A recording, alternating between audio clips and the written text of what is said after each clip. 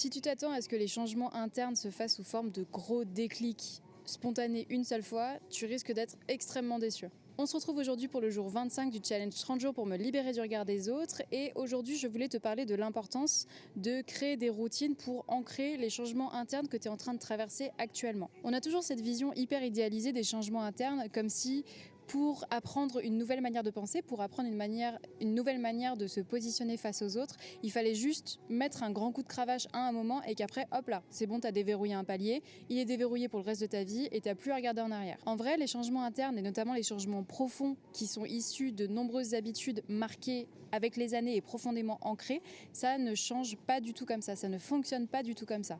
Les changements internes, ils se font par répétition. J'ai déjà commencé à t'en toucher 2 mots hier, mais je trouve que c'est hyper important de continuer à le marteler pour vraiment faire rentrer cette information, parce qu'on a vraiment tendance à mystifier les changements comme un switch du jour au lendemain, alors qu'en réalité, ça ne fonctionne pas comme ça. Les changements internes se font par superposition de couches de répétition et changement d'habitude au fur et à mesure. Tu ne pourras pas faire des nouvelles actions grâce à ta nouvelle personnalité. C'est l'inverse qui se passe. C'est à force de faire des nouvelles actions qui étendent ta zone de confort sans te mettre en danger que tu observes un changement de personnalité qui se fait petit à petit. Comme on approche doucement de la fin de ce challenge, je trouvais que c'était hyper important de faire ce point-là, parce que bientôt, il va falloir que tu continues à te créer de nouvelles habitudes, que tu continues à te challenger sans avoir le cadre et la structure de ce challenge. Pour ça, c'est essentiel que tu gardes le cap, et que tu gardes le cap concrètement au quotidien par des actions, des nouvelles habitudes, des nouvelles routines qui vont dans le sens d'ancrer cette nouvelle personnalité que tu es en train de te créer. Pour ça, j'aimerais te proposer un petit exercice, c'est l'exercice des rituels.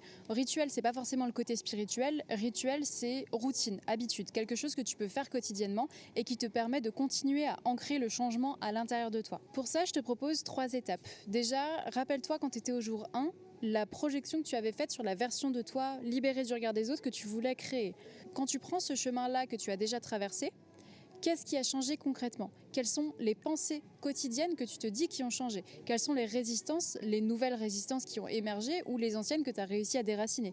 Quelles sont les nouvelles croyances sur toi-même, sur ta personnalité, sur ta personne, que tu es parvenu à générer au fur et à mesure des jours qu'on a passés ensemble? Quelles sont notamment les pensées que tu te disais avant, les pensées limitantes, tu sais, par exemple, quand tu testes un truc et que tu ne réussis pas, ça veut dire que tu es nul. Quelles sont les pensées limitantes que tu es parvenu à recadrer au fur et à mesure des jours? Et quelles sont les nouvelles pensées qui ont émergé de ce recadrage de perception? J'aimerais que tu retraces tout ça et que tu notes exactement ce qui a changé. Je sais que c'est pas la première fois qu'on fait cet exercice, mais c'est important de le faire sous l'angle qu'on va aborder par la suite. Une fois que tu as toutes ces nouvelles pensées, ces nouvelles actions, ces nouvelles aisances, j'aimerais que tu identifies pour chaque pensée/action tout ce que tu as mis en place pour parvenir à ce stade. Donc quelles sont les actions, quelles sont les nouvelles habitudes que tu as mises en place qui t'ont permis d'acquérir ça aujourd'hui, d'acquérir ces changements que tu vois déjà sur toi. Que ce soit des nouvelles pensées, que ce soit des nouvelles habitudes de pensée ou des nouvelles habitudes de vivre ou de posture ou d'interaction avec les autres, comme tu peux le voir, c'est des choses qui sont ancrées dans la réalité. Que ce soit dans la réalité que tu vis dans ta tête ou dans la réalité extérieure.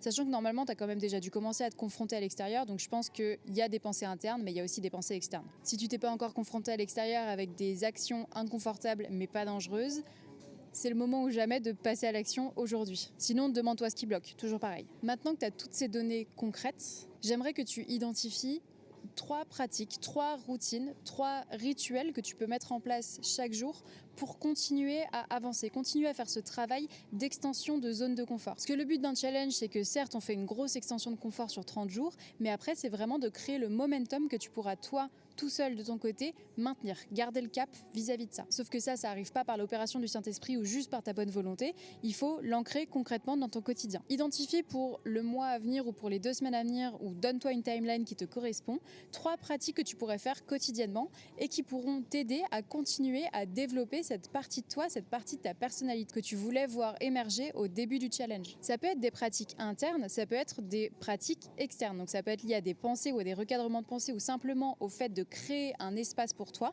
mais ça peut aussi être lié à des actions externes que tu fais sur ton environnement, sur ton entourage. Je te donne celles que j'ai identifiées pour moi. La première, c'est un travail de recadrage de perception. Donc c'est-à-dire que plutôt que de voir là où j'aurais pu être plus autonome, plus affirmée, plus libérée du regard des autres, j'ai décidé que chaque jour, j'identifierais entre 1 et 5 moments où j'ai été ancrée, j'ai été affirmée, j'ai été libérée du regard des autres. Donc plutôt que de voir les moments où j'aurais pu l'être plus, je vois les moments où je l'ai déjà été, que j'estime que je l'ai déjà été, et je les note. Tu commences à comprendre, mais je fonctionne beaucoup par écrit et par carnet, donc pour moi ce sera un carnet dédié à ça. Deuxième pratique, je m'engage auprès de moi-même à continuer à commenter sous des vidéos YouTube, donc je pense que ça ce sera plus un objectif à la semaine qu'un objectif quotidien, parce qu'il y a des jours où je pourrais pas le faire, donc je me dis entre 10 et 15 commentaires par semaine sous des vidéos YouTube cohérentes. Ma troisième pratique, ce sera une pratique d'amélioration.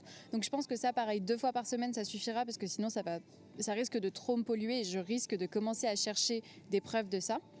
Ce sera d'identifier les moments où j'estime que je suis tombée dans mes anciens schémas, les moments où j'ai agi par rapport au regard des autres pour obtenir la validation externe des autres, des moments où j'ai fait quelque chose pour obtenir un résultat précis plutôt que pour ma simple volonté de le faire. Cette pratique, je trouve que ça va être hyper intéressant parce que ça me permettra de continuer à mettre le doigt sur les blocages que je n'ai pas encore déracinés. En revanche, elle implique de vraiment faire l'espace pour l'introspection et la compréhension de soi. Donc ça implique de connaître les schémas dans lesquels tu as tendance à tomber, les images expirées que tu as eu tendance à te coller et qui aujourd'hui, comme tu l'as compris, ne sont plus d'actualité, pour pouvoir repérer les moments où elles ont encore de l'emprise et du coup les moments où tu peux soulager, relâcher l'étreinte qu'elles ont encore sur toi. Donc comme ça, j'ai une pratique de recadrage de perception qui me permet de chercher les preuves que je suis déjà en mouvement en direction de mon objectif. J'ai une pratique d'action externe qui m'implique de me confronter à la réalité extérieure à moi et du coup de lâcher le contrôle.